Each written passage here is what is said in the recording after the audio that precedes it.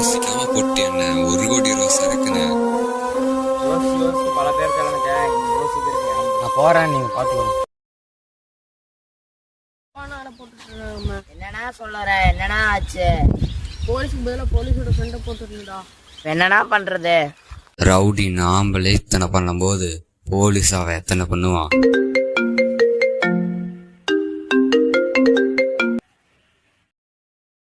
Hello, உன் பேர் Das, senior of the hacker.